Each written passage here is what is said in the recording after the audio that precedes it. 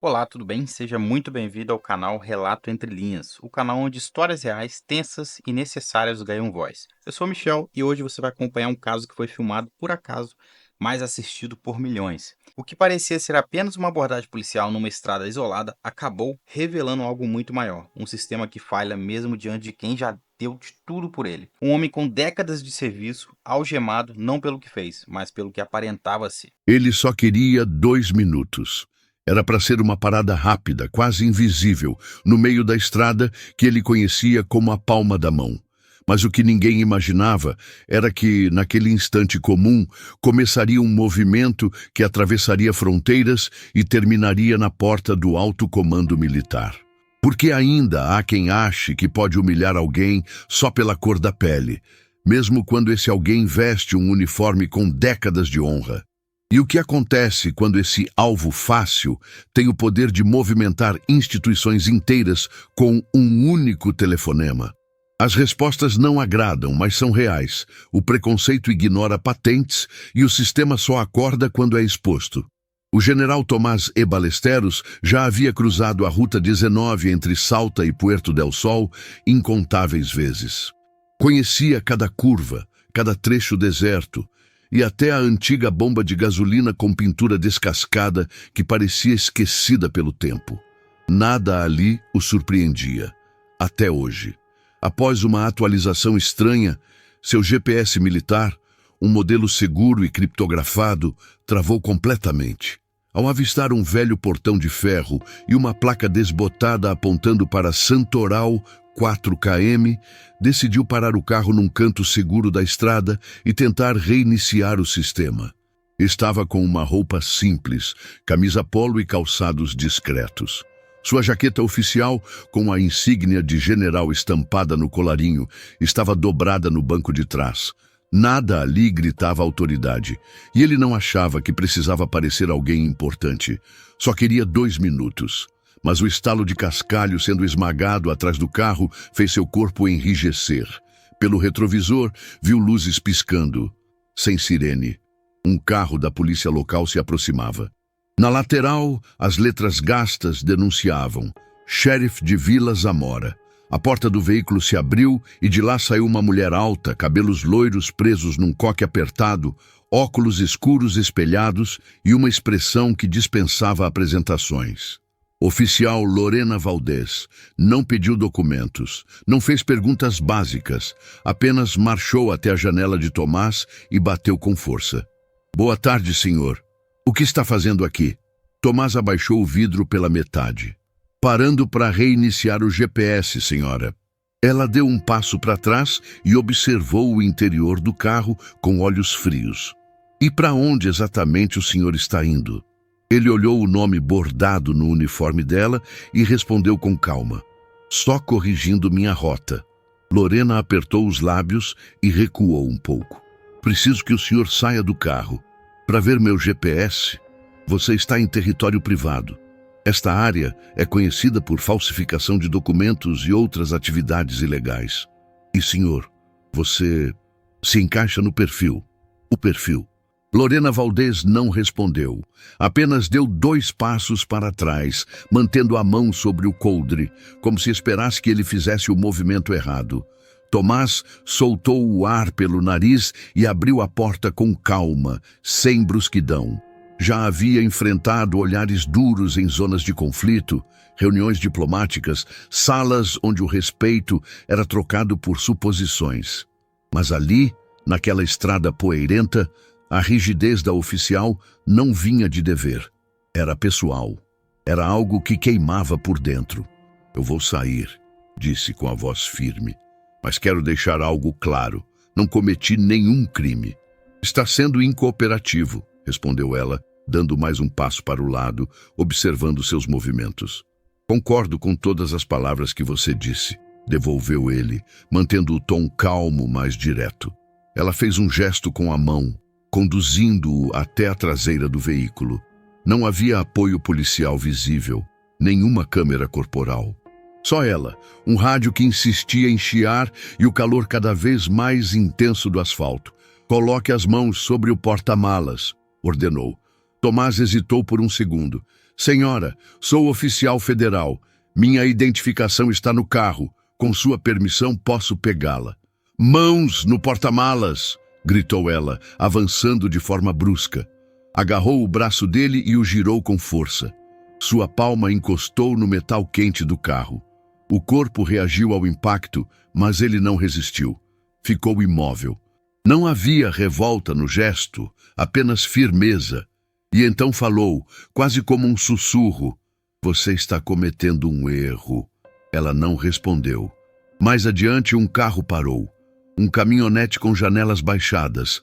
Uma mulher do banco da frente já estava com o celular em mãos. No banco traseiro, um jovem registrava tudo. A câmera estava fixa em Lorena, em Tomás, no desequilíbrio da cena. Ninguém interveio, mas os olhos diziam o suficiente.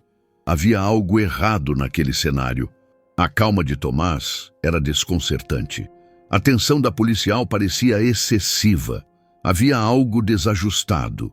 Essa história não traz efeitos, não tem trilha de ação, mas ela carrega peso. E se você sente que histórias assim precisam ser contadas, nos ajude a continuar. Você pode apoiar o canal com LivePix ou conferindo um dos serviços no link da descrição desse vídeo. Sua ajuda faz diferença para manter este conteúdo no ar. Uma força que não vinha do protocolo, mas da necessidade de controlar. Lorena respirava com força. O peito subia e descia não pelo esforço físico, mas pela adrenalina que subia sem controle. E mesmo assim, ela ainda não sabia quem estava algemando. Eu não vou repetir, gritou a mão esquerda perigosamente perto da arma. Está me detendo? Perguntou Tomás, sem mover os braços do porta-malas. A voz dele era constante, sem medo. Você não dá ordens aqui. Ela se afastou, tentando manter o domínio da situação. Então, por favor, chame sua supervisão. Ou permita que eu pegue minha identidade. Você não dita nada, respondeu ela. Do canto do olho, Tomás viu o garoto da caminhonete descer. O celular continuava gravando, agora com mais firmeza. Do lado, o pai do menino cruzou os braços. Silêncio. O tipo que pesa. Aquele que antecipa algo. Não estou resistindo, disse Tomás novamente, mais devagar. Mas preciso me identificar. Sou o general Tomás Ballesteros. Minha identificação está dentro do carro, em minha carteira. Lorena riu com desdém. E eu deveria acreditar nisso? Ele apenas respondeu com um olhar firme. Você não precisa acreditar, só precisa verificar. Ela não se moveu de imediato. Depois, virou-se e murmurou no rádio. Sua voz saiu baixa, engolida pelo ruído da comunicação. Mas Tomás conseguiu captar as palavras que ela usou. Homem suspeito, possivelmente armado. Isso fez com que ele girasse ligeiramente a cabeça. Não estou armado, disse, sem hostilidade. Você é militar, certo? Vocês costumam estar. Vocês? Ela não respondeu. Continuou no rádio pedindo reforço. Estava nervosa, insegura, agindo mais por impulso do que por técnica. Tomás sabia que a melhor forma de lidar com esse tipo de tensão era deixá-la desabar por si só. Não pressionar, não reagir. Apenas manter o controle. No carro à frente, o homem que observava agora apoiava os braços na janela, atento. Algo em sua expressão havia mudado. Os que estavam ali não viam mais uma cena qualquer. Percebiam a distorção. Você está escalando algo que não precisa ser, disse Tomás, ainda com as mãos sobre o carro. Não me diga como fazer meu trabalho. Só estou pedindo que você siga o protocolo. Lorena se aproximou novamente, os olhos semicerrados. Está me ameaçando? Não, senhora. Estou te alertando. Ela hesitou. Então caminhou até o carro dele, abriu a porta traseira e puxou a carteira militar que estava no compartimento. Vasculhou os cartões sem atenção real. Mas então, ao afastar um dos documentos, viu o que não esperava. Um cartão de segurança do Pentágono, nível 4. Ficou imóvel por alguns segundos. Onde conseguiu isso? Murmurou quase sem som. Conquistei com mais de 30 anos de serviço. Ela fechou a carteira e voltou até ele. Não muito perto, mas também não o suficiente para admitir erro. Poderia ter dito isso antes, eu disse. Ela desviou o olhar. Mas ainda assim, o senhor não pode parar aqui. Parecia procurar qualquer motivo para sair daquela posição. Algum motivo para manter esse tom? Disse Tomás, sem levantar a voz. Eu nem estava estacionado. Fui parado aqui. Lorena Valdez se virou com rigidez, como se só agora tivesse lembrado do próprio carro patrulha atrás dele. Ela calculava a situação, pensava nas câmeras, no que poderia ser visto e no que não poderia. Vai ter que esperar aqui até o deputado chegar, disse. Certo? Assim que ele chegar, quero fazer uma ligação. Ela virou de novo, desconfiada. Vai ligar para o seu advogado? Não, respondeu ele olhando diretamente nos olhos dela. Vou ligar para o Ministério da Defesa. Lorena parou. Esperava um jogo, uma ironia. Mas Tomás não tinha mais nada a provar. Ela ficou muda por alguns segundos, até abrir a boca para responder. E nada saiu. De longe, começou a soar uma sirene. Finalmente outra viatura. Ainda levaria uns 10 minutos até chegar, mas algo já estava diferente. Mais carros tinham parado, mais celulares estavam erguidos, e cada segundo ali passava a ser visto por mais olhos. O som das sirenes se aproximava entre os galhos, mas Lorena parecia perder o controle da situação. Ela olhava por cima do ombro, desconfortável com o pequeno grupo reunido à beira da estrada. 3 carros. Ninguém falava, só filmavam. Ela deixou de agir como policial e começou a agir como alguém acuada. Tomás percebeu a mudança no olhar dela, a tensão nos gestos, a tentativa de reafirmar uma autoridade que estava escapando. Vire-se, ela ordenou. Já me identifiquei. Você continua atrapalhando uma investigação legítima. Estou aqui, desarmado, cooperando. Ela avançou segurando seu braço. Está resistindo? Ele não se mexeu, mas também não facilitou. Isso não é necessário. Ela ignorou. Dobrou o braço dele com força e prendeu as algemas. O metal apertou contra a pele. Um barulho surdo ecoou da estrada. O adolescente com o celular se aproximou.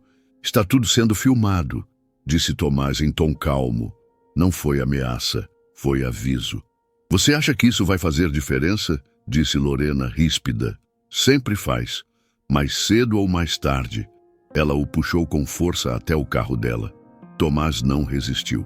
Sentia a firmeza nos dedos dela, o jeito como o corpo dela tremia, tentando se manter rígido.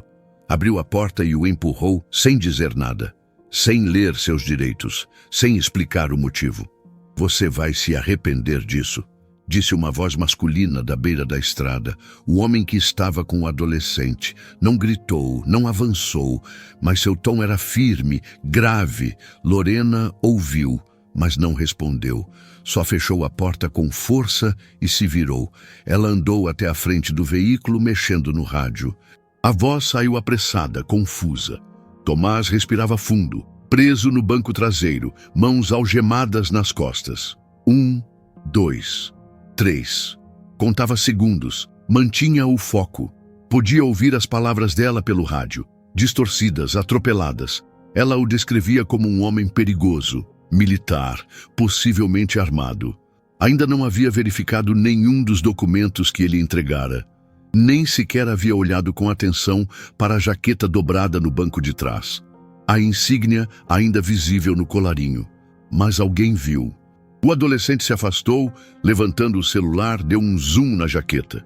Tá filmando? O pai perguntou. Sim, a placa, as estrelas, tudo. Outro carro policial chegou. Logo em seguida, um terceiro.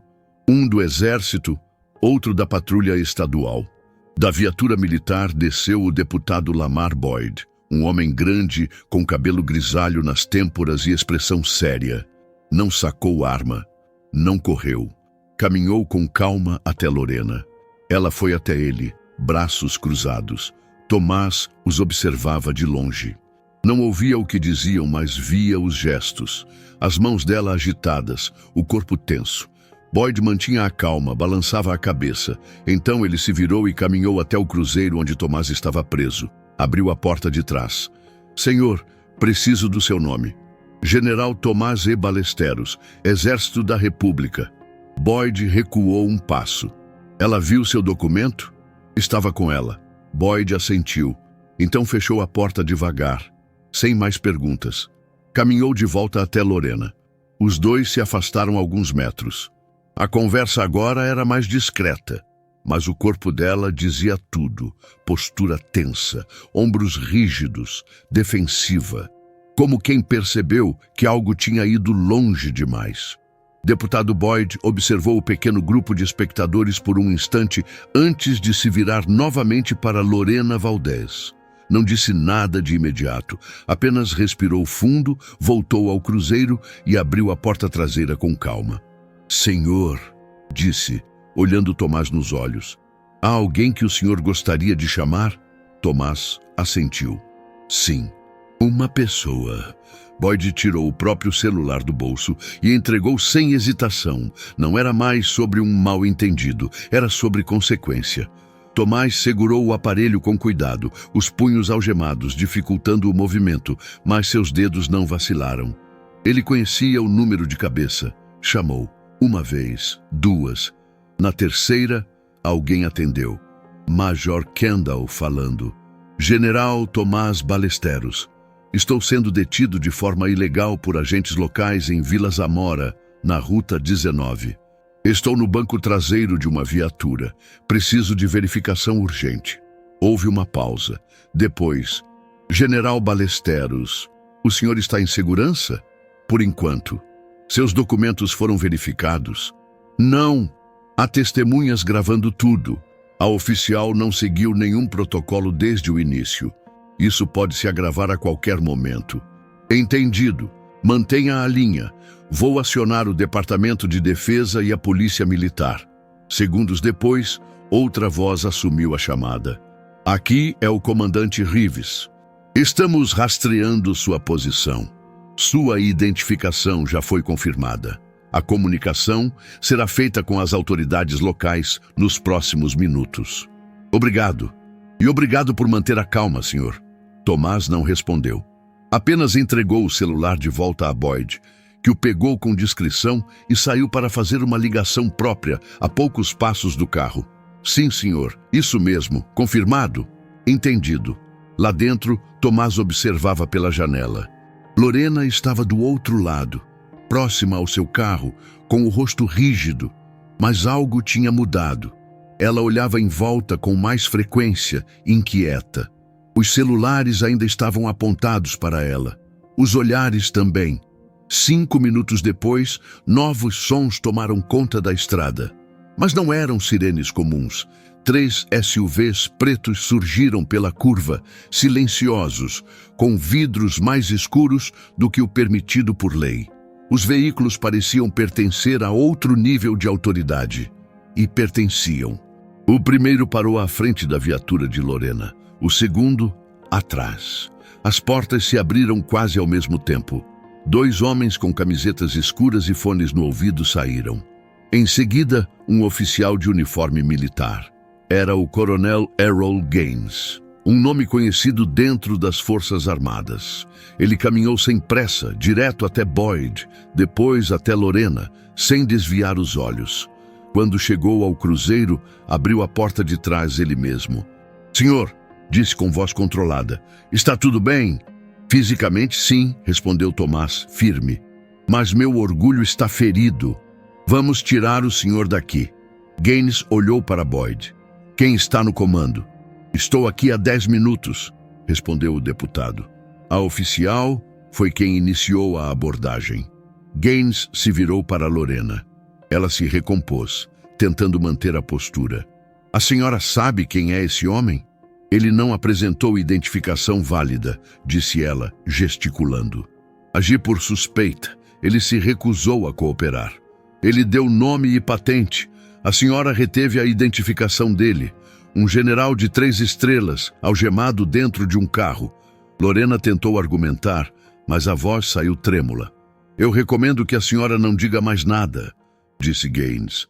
Isso já está sendo reportado ao comando do seu departamento, ao xerife de Vila Zamora e ao Estado-Maior. Ela permaneceu em silêncio. A boca se abriu e fechou, sem resposta. Boyd pediu pelo rádio a presença do xerife, mas não olhou novamente para ela. Tomás saiu do cruzeiro sozinho. Os braços estavam marcados pelas algemas, a pele avermelhada. Mas ele não demonstrava dor. Não pediu desculpas. Não reclamou. Alguns dos moradores da estrada se aproximaram ainda gravando. Ninguém falava. O ambiente era de espera, de tensão. Senhor, disse Gaines, deseja registrar denúncia formal? Tomás olhou para Lorena, depois para as câmeras ao redor. A multidão era maior agora, todos assistindo. Ainda não, disse ele. Quero que isso siga os canais certos, que ela seja analisada da forma que o sistema prevê. Olhou de novo para os celulares. Deixem que vejam. Algumas lições não precisam de gritos. Elas só precisavam ser vistas. A multidão em volta da estrada já não era a mesma. O que começou com curiosidade virou registro, e do registro surgiu indignação. Os vídeos circularam rápido, primeiro entre os que estavam ali, depois nas redes. Antes do pôr do sol, já eram compartilhados em grupos, perfis e timelines sem filtro ou edição. Oficial Lorena Valdez ainda estava perto de sua viatura. Os braços cruzados com tanta força que os dedos quase sumiam nos cotovelos. Não falava, não olhava para ninguém. Estava ali, mas parecia cada vez menor. A presença de poder que ela havia tentado impor agora tremia. O distintivo no peito já não impunha respeito. Era só um pedaço de metal sob olhos atentos. 10 minutos depois, um carro levantou poeira ao fim da estrada. Um veículo cinza, sem sirene, sem pressa. O xerife Roger Nix desceu com lentidão. Mais velho, largo de ombros, barba recém-feita, a postura de quem já estava cansado de precisar mandar em adulto. Ele ficou no carro por alguns instantes, apenas observando. O que ele viu foi suficiente. Quando finalmente saiu, o som ao redor cessou. Nem os pássaros quebraram o silêncio. Alguém quer me explicar o que diabo está acontecendo aqui? Disse. A voz não subiu, mas carregava um tipo de peso que dispensava volume. O coronel Gaines se adiantou. Xerife Nix, coronel Errol Gaines, Departamento da Defesa. Um dos seus oficiais deteve um general federal sem motivo legítimo. O olhar do xerife passou de Gaines para Tomás e, por fim, parou em Lorena. É verdade isso, Tracy? Ela abriu a boca, hesitou. Ele se recusou a cooperar. O veículo parecia suspeito. Seguiu o procedimento? Você seguiu o que está no seu treinamento? Interrompeu ele. Você verificou a identificação que ele te deu? Eu achei que não era verdadeira. O xerife girou o rosto devagar. Você achou? Seus olhos ficaram fixos nela. Esse homem podia ter destruído sua carreira com uma ligação. E não fez. Isso devia te dizer alguma coisa. Lorena não respondeu. Só desviou o olhar. Nix então se voltou para Tomás. Estendeu a mão com firmeza. General Ballesteros, peço desculpas pelo que aconteceu aqui. Na minha estrada, no meu condado. Tomás apertou a mão dele, mas sem entusiasmo. Agradeço, xerife, mas isso não é sobre mim. É sobre o que ela fez quando pensou que ninguém estava olhando. O xerife virou o rosto lentamente para os celulares ainda apontados. Parece que tinha muita gente olhando. Gaines deu um leve aceno com a cabeça. Vamos abrir um relatório oficial. A conduta dela não foi apenas inadequada. Foi ilegal. Lorena ensaiou um passo à frente. Parecia querer se defender, mas bastou ver as câmeras ainda gravando para recuar. Nix se manteve firme. Tracy, está oficialmente afastada. Entregue sua arma e seu distintivo. Ela congelou, o rosto sem cor. Xerife, isso não é um pedido. As mãos dela foram devagar até o coldre, depois ao peito. Quando entregou tudo, ele nem a olhou. Só se virou para os moradores. Vamos deixar os investigadores trabalharem, mas quero que fique claro. Não é assim que tratamos ninguém nesta cidade. Eu não ligo para o cargo, nem para o uniforme. Ninguém merece passar pelo que esse homem passou. Um garoto da multidão se aproximou. Senhor, quer que eu envie o vídeo? Nix soltou um sorriso cansado. Já chegou onde precisava. Mas, filho, obrigado por gravar. O garoto assentiu, com orgulho contido. Tomás caminhou até o carro. A porta ainda aberta. O chapéu no banco. Sentou, ajeitou o colarinho, ajustou as estrelas no ombro. O som da multidão agora parecia distante. Lorena tentou se afastar discretamente até seu carro, mas Boyd apareceu e tomou as chaves de sua mão. Ninguém vai a lugar nenhum até isso ser esclarecido. Na manhã seguinte, o vídeo já tinha invadido os portais nacionais. O clipe inicial, postado por um adolescente chamado Miles Reardon, se transformou em uma sequência de 2 minutos assistida por mais de 2 milhões de pessoas em menos de 12 horas. As hashtags eram diretas: General Ballesteros, Vila Zamora, Gelas Abuso gravado. Caminhões de imprensa começaram a ocupar a entrada da Ruta 19, como se estivessem num local de crime. Antenas erguidas, luzes posicionadas, e o país inteiro agora sabia o que aconteceu naquela estrada. Nenhum crime foi formalmente registrado, pelo menos não contra o homem que ficou algemado sem motivo. O general Tomás E. Ballesteros deixou Vila Zamora naquela mesma noite, sem se dirigir à imprensa, sem dar entrevistas, sem gravar vídeos. Fez uma única ligação para sua esposa e seguiu de volta, em silêncio, até Fort Benning. Não levantou a voz, não incitou protestos, e esse silêncio controlado foi o que deu ainda mais força ao que aconteceu. O exército lançou uma nota oficial, fria, impessoal, cuidadosamente vazia. Estamos cientes do incidente envolvendo a oficial Lorena Valdez e um motorista não identificado. A situação está sob investigação interna.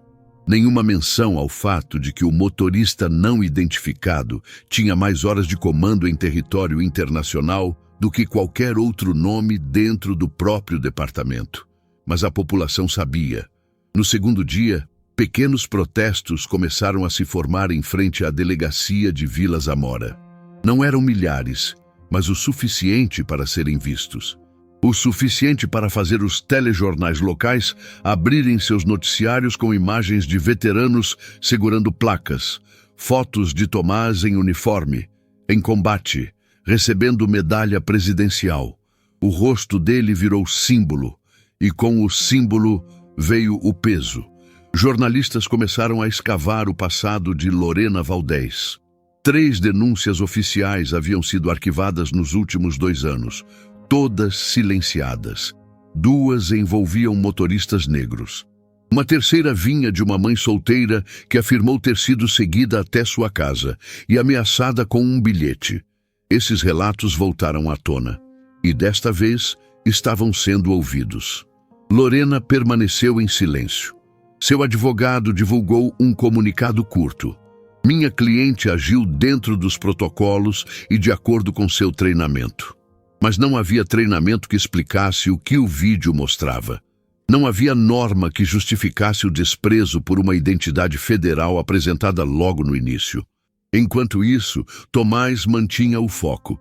Não falou com repórteres, não participou de protestos. A única vez que comentou publicamente foi durante um fórum discreto de veteranos em uma igreja local em Columbus, 3 dias depois. A mídia não tinha sido convidada, mas alguém no público filmou. Tomás estava sentado em um banco de madeira, vestindo seu uniforme, mãos entrelaçadas. Já enfrentei hostilidade em terras estrangeiras, disse. Já trabalhei sob governos que não me queriam em seus corredores, mas nunca me senti tão pequeno quanto me senti naquela estrada da Geórgia. Fez uma pausa. Respirou. Não carrego raiva. Isso não constrói nada. O que precisamos é responsabilidade e honestidade. Não dá para consertar aquilo que fingimos que não existe. Ninguém aplaudiu, mas todos ouviram. 2 dias depois, o xerife Roger Nix anunciou o resultado da investigação interna. Lorena Valdez havia sido demitida. Excesso de força. Descumprimento de protocolo, abuso de autoridade. Mas fora dos microfones, Nix disse outra coisa a um colega. Ela foi pega fazendo o que todo mundo sabia que ela já fazia. E isso é o que realmente deveria nos envergonhar. A demissão não silenciou o país, mas empurrou algo. Escolas municipais começaram a abrir debates sobre poder, discriminação e respeito. Pequenos jornais publicaram editoriais sobre autoridade e responsabilidade. Professores passaram a usar o caso como estudo. A família Reardon, que gravou o vídeo, foi convidada para Washington. Receberam uma homenagem por coragem civil. Tomás voltou à sua rotina em Fort Benning, mas algo havia mudado. Na próxima vez que se reuniu com cadetes novatos, disse poucas palavras. Esse uniforme carrega honra, mas há quem só enxergue o que quer ver. Não deixem que isso abaixe vocês. Às vezes, justiça não grita. Ela apenas permanece de pé e lembra. 3 semanas depois, os protestos diminuíram, mas a conversa não. A situação foi discutida em escolas, igrejas, reuniões de bairro. Pessoas não apenas repetiam o que tinham visto, começaram a questionar por que ainda acontece. Como um homem que liderou tropas por mais de 30 anos ainda podia ser tratado como suspeito, enquanto apresentava um documento do mais alto escalão. Tomás nunca se colocou como vítima. Não era do seu perfil, mas também não fingiu que nada havia acontecido. Ele acreditava em presença, em compostura, em liderança que não precisa gritar.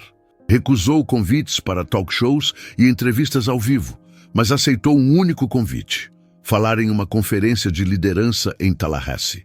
Não era um auditório militar. Era uma sala cheia de professores, socorristas, alunos. Ele subiu ao palco com um terno simples, sem medalhas, sem estrelas, e começou com uma frase: quero falar sobre contenção. Não era sobre silêncio, também não era sobre passividade. Era sobre controle. O tipo de controle que exige mais força do que gritar.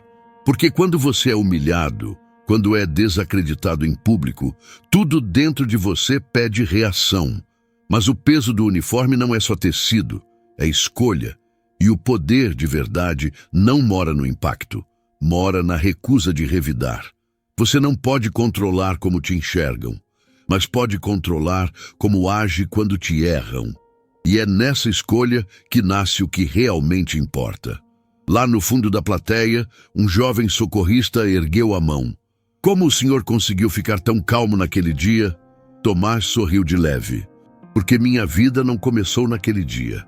Ela foi construída muito antes dele. A oficial que me abordou não sabia a minha história, mas eu sabia. Outro perguntou se ele sentia raiva. Sinto sim, mas não carrego. Eu uso. A raiva, quando você carrega, ela te afunda. Mas se souber usá-la, ela te sustenta. Ela te dá fôlego na hora em que mais precisa falar. Depois daquele momento em Vila Zamora, as coisas começaram a mudar. A cidade implementou um novo modelo de formação para agentes. Não só sobre protocolos, mas sobre percepção. Os oficiais passaram por treinamentos de viés inconsciente, não como punição, como ajuste. O xerife Roger Nix, mesmo com falhas anteriores, trouxe consultores de fora. Gente sem farda, mas com vivência. Pessoas que entenderam o que é ser julgado antes de falar. Painéis comunitários foram formados. Vozes foram ouvidas. Nem sempre em paz, mas foram. Lorena Valdez sumiu dos noticiários. Mudou-se para outra cidade, arrumou um emprego de segurança privada, sem distintivo, sem arma. Só um uniforme com o nome bordado no peito, nada mais. A família Reardon voltou à sua rotina, mas Miles, o adolescente da câmera, não parou. Criou um canal no YouTube, começou a entrevistar professores, veteranos, moradores locais. Falava sobre justiça, sobre caráter, sobre reconhecer o erro mesmo quando ele não grita. Seu primeiro vídeo se chamava Eu Não Sabia Quem Ele Era, mas eu sabia que estava errado. Na primeira semana, mais de 500 mil visualizações. Tomás assistiu esse vídeo da própria sala, em Fort Benning. Estava sozinho. Quando terminou, fechou a tela e foi para fora. O céu ainda carregava um tom alaranjado e o calor da tarde se agarrava à pele. Ele não estava orgulhoso. Também não sentia vingança. Só tinha certeza de que manter a calma havia mudado tudo. Não foi o grito que expôs o erro. Foi a postura durante o erro. Não foi um discurso, nem uma manchete. Foi o jeito como ele permaneceu de pé, enquanto outros caíam em si, tudo gravado num celular, compartilhado por desconhecidos, e por isso ganhou força. Porque às vezes a forma mais forte de protesto é ficar em silêncio enquanto todo mundo finalmente presta atenção. No final de tudo, o que resta é a pergunta: como ainda é possível que isso aconteça? E por quê? Mesmo com provas na mão, há quem ainda duvide?